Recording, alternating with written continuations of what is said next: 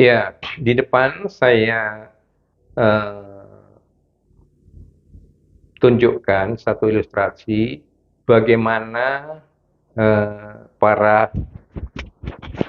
lawyer ya itu menunggu di halaman sebuah pengadilan negeri dengan kondisi yang kalau panas kepanasan, kalau hujan kehujanan.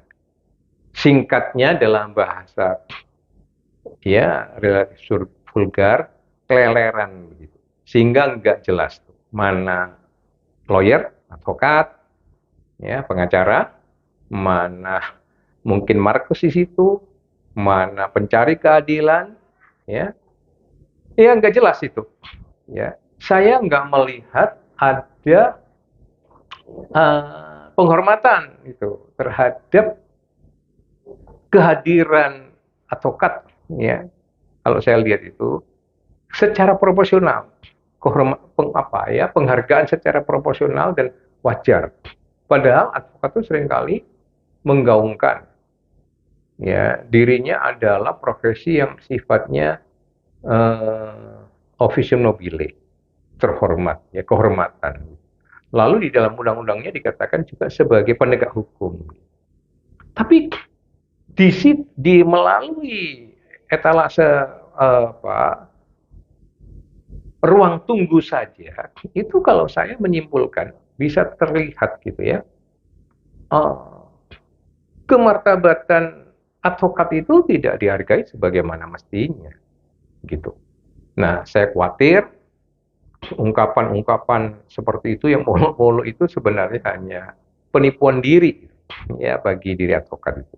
Karena faktual atau de factonya seperti itu keadaannya. Ya, itu yang pertama. Ya, rekan-rekan advokat.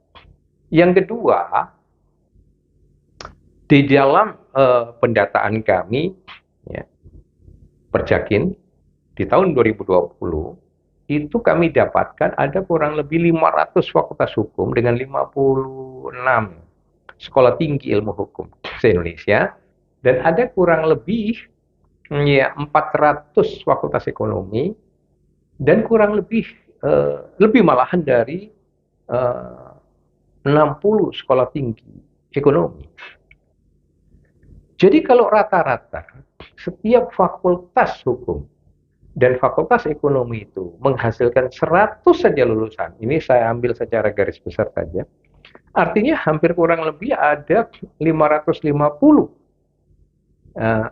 5.500 lulusan sarjana hukum dari PTN dan PTS, ya, dan kurang lebih sekitar 450 lulusan sarjana ekonomi baik dari PTN maupun PTS yang katakan notabene separuh saja dari lulusan fakultas ekonomi ini mengambil jurusan akuntansi, ya. Dan kemudian katakan dari separuh yang mengambil jurusan akuntansi itu, katakan saja 50% yang separuhnya juga mengambil menjadi konsultan pajak gitu misalnya. Itu berarti ya dari sekitar setahun 2.200-an akuntan ya ada kalau separuhnya berarti ada kurang lebih 1.200-an atau 1.100-an akuntan S1 akuntansi menjadi konsultan pajak gitu. Nah, kalau di hukum berarti kalau dari 5.500 lulusan setiap tahun, katakan 70%-nya itu menjadi advokat, menjadi pengacara, karena 30%-nya mungkin menjadi jaksa, hakim, atau bekerja di korporasi swasta dan BUMN misalnya, maka bisa dibayangkan dari 5.500, 70% dari 5.500 itu sudah kurang lebih 3.500-an itu menjadi pengacara, ya menjadi advokat. Setiap tahun ribuan itu hadir yang konsultan pajak maupun hadir advokat. Jadi artinya saya mau mengatakan apa? Dengan pertambahan yang setiap tahun ribuan itu pasti sudah oversupply. Dengan kata lain, kalau dalam 5 tahun terakhir ini saja, maka kita bisa membayangkan jumlah advokat itu sudah berapa ribu. Jumlah konsultan pajak berapa ribu. Ya. dan itu menjadi oversupply, begitu meluber menjadi jumlah yang sangat banyak. Makanya tidak heran de facto para advokat itu banyak sekali yang ikhlas menjadi seperti yang tadi itu, lalu bahkan menangani semua kasus apa saja dengan bayaran berapa saja, ya. Dan nanti dari tahun ke tahun generasi advokat belum sempat bertumbuh dengan baik, mapan dengan baik dalam profesinya, sudah hadir lagi ribuan advokat baru. Begitu juga di konsultan pajak itu, ya. Sudah selalu setiap tahun hadir ribuan sarjana akuntansi yang berprofesi sebagai konsultan pajak gitu. Jadi saya mau mengatakan dua disiplin ini luber, cenderung oversupply. Apalagi di dunia akuntansi, kalau soal teknis akuntansinya sendiri itu sudah banyak program, aplikasi yang bisa dipakai oleh banyak orang, pribadi maupun perusahaan untuk menyusun laporan keuangan. Semakin lama, artinya profesi itu akan semakin kena disrupsi, terutama untuk disrupsi teknologi, ya, 4.0 misalnya, akan cepat tergilas itu, sehingga banyak akuntan tidak terlalu banyak diperlukan lagi. Nah, untuk yang advokat karena terlalu luber tadi, bahkan ada yang menjadi markus, ada yang macam-macam keluhan dan cerita testimoni yang saya sering kali dengar di dalam kelas dari para sarjana hukum praktisi ini tentang bagaimana sesungguhnya ketidaknyamanan mereka menjalankan profesi sebagai advokat umum itu.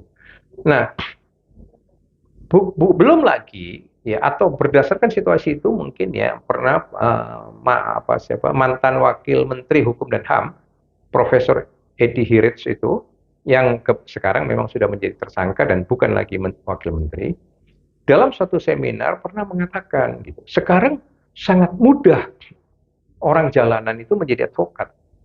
Dan advokat itu banyak sekali yang mutunya rendah karena tidak mampu mengelaborasi perkaranya klien itu. Ya, itu otokritik sendiri dari wakil Menteri Hukum dan HAM misalnya. Jadi dengan fakta-fakta itu, ya, teman-teman rekan-rekan advokat, konsultan pajak, saya mengharapkan teman-teman memiliki paradigma baru, mindset yang baru. Bagaimana sekarang teman-teman itu menjadi profesional yang spesialis. Hanya dengan menjadi profesional spesialis, pengacara yang spesialis, ya, akuntan yang spesialis, gitu, Anda itu tidak akan kehilangan pasar. Anda tidak akan menjadi dalam habitat yang oversupply itu, yang luber itu. Tetapi Anda hanya berada dalam habitat yang eksklusif, ya, yang elit. Ini sekali lagi persoalan keprofesionalan loh, bukan persoalan organisasi massa banyak-banyakan. Ya, keprofesionalan itu kalau semakin Anda elit, semakin Anda eksklusif, ya semakin besar pangsa pasar Anda, gitu. Karena memang di situ keprofesionalan itu bukan dibutuhkan banyak-banyakan.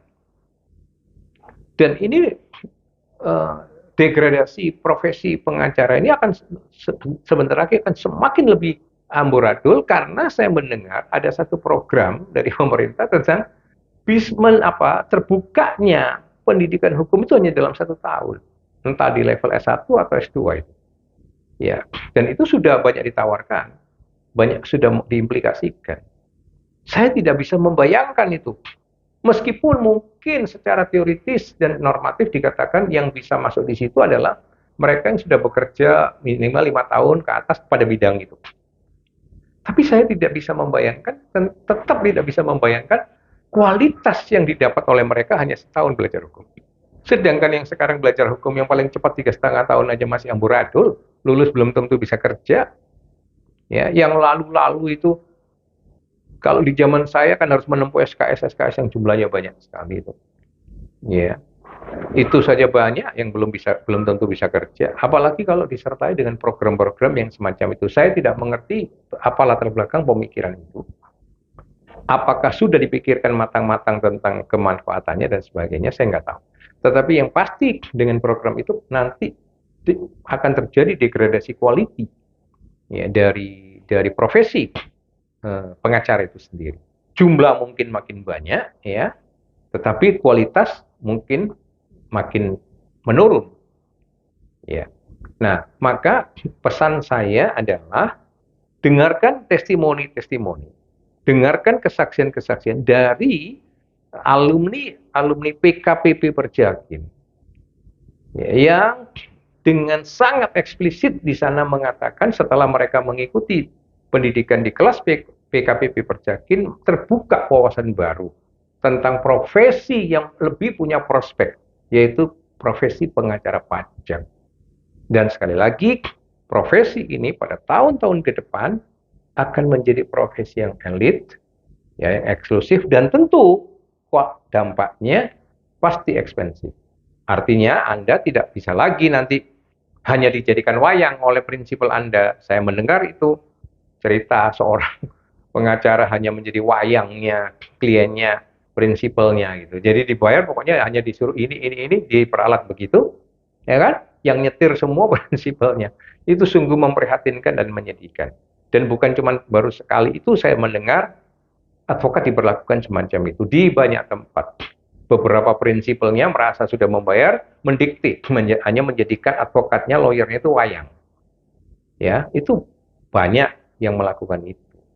Jadi kalau teman-teman mau tetap mempertahankan martabat sebagai profesional yang elit, yang eksklusif, yang ekspensif, masuk ke dalam profesi pengacara yang spesialis. Di dalam hal ini pilihannya bisa menjadi pengacara pajak, bisa menjadi pengacara perbankan, bisa menjadi pengacara pasar modal, bisa menjadi pengacara fraud audit, pengacara khusus di bidang IPR, ya, atau pengacara khusus di bidang international trade.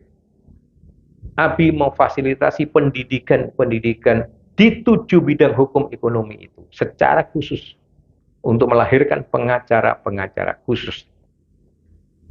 Dan untuk pengacara-pengacara khusus ini bersertifikat dan tersumpah di pengadilan tinggi. Jadi legitimasinya, keabsahannya solid, ya, sah, valid, ya, dan dapat dipertanggungjawabkan. Itu pesan saya untuk rekan-rekan advokat umum dan konsultan pajak umum, apalagi saya mengingatkan konsultan pajak di tahun-tahun mendatang, Anda jangan berharap lagi bisa menjadi kuasa hukum pajak, karena tidak mungkin kalau Anda bukan statusnya sebagai pengacara pajak bisa beracara di pengadilan pajak, karena pengadilan pajak sudah, menurut putusan MK yang terakhir, sudah berpindah kekuasaan sepenuhnya ke di bawah Mahkamah Agung. Sekarang hanya proses saja bertahap, ya, bertahap. Tetapi sudah putusan itu valid sejak dibacakan, dan itu berarti proses transisinya sedang berlangsung. Nah, sebab itu sekali lagi saya menyarankan teman-teman yang dari konsultan pajak maupun dari advokat umum, jangan tertinggal, jangan lambat untuk mengambil keputusan, segera berpindah menjadi advokat yang spesialis, pengacara yang spesialis. Dan salam profesional.